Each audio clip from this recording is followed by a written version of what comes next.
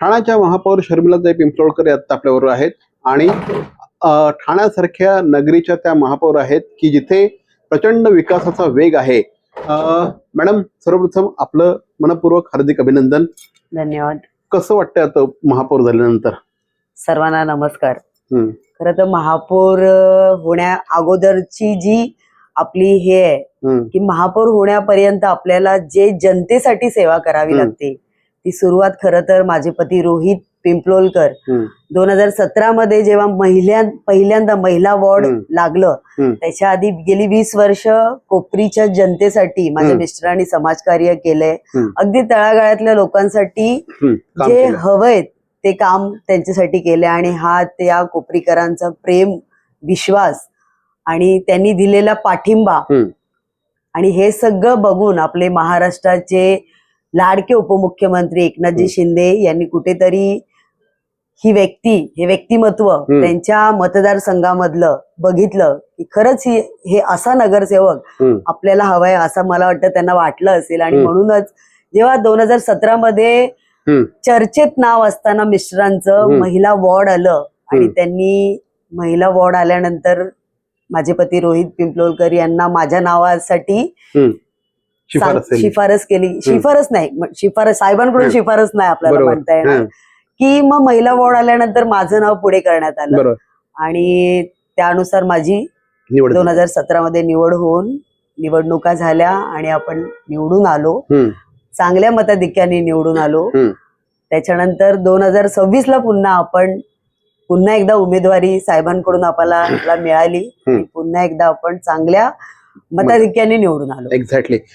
काल एवढा मोठा सोहळा होत होता, प्रचंड मोठं ते छत्रपती शिवरायांचं ते सिंहासन, सगळा महापालिकेमध्ये नुसता जोश जल्लोष चालला होता, मिरवणूक निघाली. काय वाटत होतं त्यावेळेस? असं कधीतरी हा भाग्याचा क्षण, हा अशा प्रकारचं म्हणजे या शहरातले असंख्य लोक या पदासाठी त्यांचं स्वप्न होतंय आणि तुमचं ते स्वप्न साकार झालं. काय वाटत होतं त्याविषयी? काय भावना होत्या कालच्या? खरं बघायला गेलं तर पॉलिटिक्स किंवा राजकारण हा विषय खरं तर माझ्यापर्यंत नव्हता. जसं सांगितलं की पतीच्या फक्त एक त्यांची आवड म्हणून राजकारणामध्ये आलो आणि त्याच्यानंतर जी सुरुवात झाली आपली राजकारणातली, तर साहेबांचं जे कार्य मुख्यमंत्री पद झाल्यानंतर तर असं म्हणतो सर्वसामान्याच्या घरातून आलेली स्त्री जिचा राजकारणाशी कुठलाही संबंध नसताना जो कार्यकाळ 8 वर्षाचा मी अनुभवला आणि त्याच्यातून कुठेतरी असं वाटायला लागलं नाही खरंच समाजासाठी आपलं काहीतरी देणं लागतं. लोकशाहीची ही पॉवर आहे असं वाटत नाही तुम्हाला? लोकशाहीची पॉवर तर आहेच आणि लोकशाहीमध्ये आपला नेता आपले लाडके उपमुख्यमंत्री एकनाथजी शिंदे साहेब हे जर अशा पद्धतीने तळागाळाला जाऊन काम करतायत आणि त्यांच्या मतदारसंघातून आपण नगरसेवक म्हणून आहोत तर नक्कीच मिस्टर रोहित पिंपलोलकर माझे पती यांच्याबरोबर खांद्याला खांद्या लावून काम करण्याची जी संधी मिळाली आणि त्याचं सोनं नक्कीच करण्याचा मी प्रयत्न केला. कोपरीच्या शर्मिलाताई आता ठाणे शहराच्या झालेल्या आहेत, काय सांगाल? महापौर होण्याचं स्वप्न तर दादा कधीच बघितलं नव्हतं आणि असा विचारही केला नव्हता. कारण असं चर्चेत होतं की SC वॉर्ड लागल्याशिवाय, कारण मी शेड्यूल कास्ट मध्ये बौद्ध समाजाची महिला आहे आणि हा SC शेड्यूल कास्ट पडेल असं कधी वाटलं नव्हतं. त्यामुळे त्यापर्यंत आपण पोहोचलोच नव्हतो. खूप काम करावे लागेल, जनतेची खूप सेवा करावी लागेल, खूप लोकांपर्यंत पोहोचावं लागेल आणि त्याच्यानंतर कुठेतरी आपल्याला चान्स मिळेल, महापौरापर्यंत चान्स मिळेल.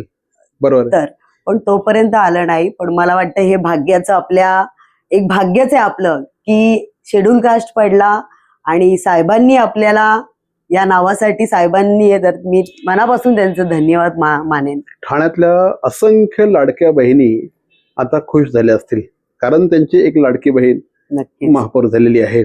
मला सांगा की गृहिणी म्हणून काम करत असताना, या शहराच्या नागरिक म्हणून काम करत असताना किंवा या शहरामध्ये फिरत असताना अनेक गोष्टी अशा असतील की ज्या तुम्हाला कधीतरी अरे हे असं झालं पाहिजे, अरे हे असं झालं पाहिजे, हे असं नको, हे अशी सुधारणा झाली पाहिजे असं तुम्हाला पण वाटत असेल. मग आज महापौर झाल्या आहात, तुमच्या हातामध्ये अधिकार आहे, तुमच्या हातामध्ये सत्ता आहे, तुम्ही आज काही गोष्टी करू शकता स्वतःच्या मनाने. अशा कुठल्या गोष्टी आहेत की ज्या शर्मिलाताईंना आज कराव्याशा वाटतायत?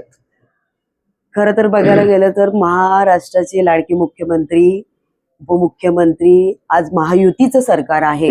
आणि या सरकारमध्ये आपण बघितलं गेलं की हा ठाणे बालेकिल्ला गुरुवर्य दिघे साहेबांचा आहे आणि आपल्या साहेबांनी, शिंदे साहेबांनी तो जतन करून ठेवलाय. या महापालिकेवर भगवा तसाच फडकवत ठेवलाय आणि याच्या पुढेही फडकत राहील. पण तरीही जनतेच्या काही समस्या असतात, जसं का भेडसावतात सगळ्यात जास्त रस्ते. बरोबर. घोडबंदरकडे मार्गी जाणारे जे रस्ते आहेत तर ते थोडेसे आपल्याला दुरुस्त करावे लागतील. काही मैदानं आहेत. सगळ्यात मोठा विषय क्लस्टरचा आहे, जो साहेबांनी 3-4 वर्षापूर्वीच त्याचं जाहीर केलंय की आपल्याला क्लस्टर एक स्वतःचा किसननगरमध्ये आता काम पण चालू झालेले, बऱ्यापैकी कामं चालू झालेली आहेत.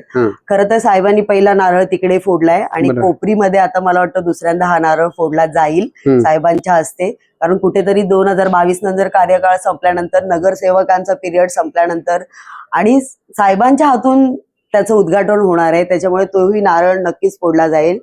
पण क्लस्टर सारखं स्वतःचं हक्काचं घर गोरगरिबांना मिळावं ही माझी इच्छा असेल. करेक्ट आहे. महिलांचे सुद्धा अनेक प्रश्न आहेत आणि आता नॅचरली महिलांना सुद्धा वाटत असणार की जर का इथे एक महिला नगरसेविका बसलेल्या आहेत. याआधी देखील म्हणजे मीनाक्षीताई शिंदे यांनी स्वतःचा प्रभाव इथे टाकला होता. त्याच्या आधी स्मिताताई इंदुलकर देखील होत्या. त्यांनी खूप चांगल्या प्रकारे काम केलं होतं. महिलांसाठी काय डोक्यात आहे?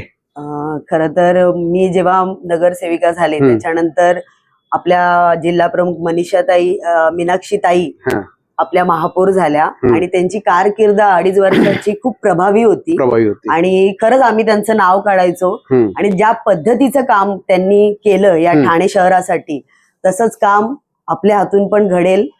खरं आयडल आम्ही ठेवते मी त्यांना समोर की एक महिला म्हणून मीनाक्षीताईंसारखंच काम माझ्या हातून घडावं आणि शिंदे साहेबांच्या मार्गदर्शनाखाली आणि लोकांच्या समस्या जाणून घेऊन आपण नक्कीच या ठाणे शहरासाठी चांगलं काम करणार. आमच्या ठाणेकरांना काय आश्वासन द्याल की त्यांना कुठल्या गोष्टी ताबडतोबीने रिलीफ मिळेल असं? कारण खूप घोडबंदरला जाताना खरंच त्रास होतो.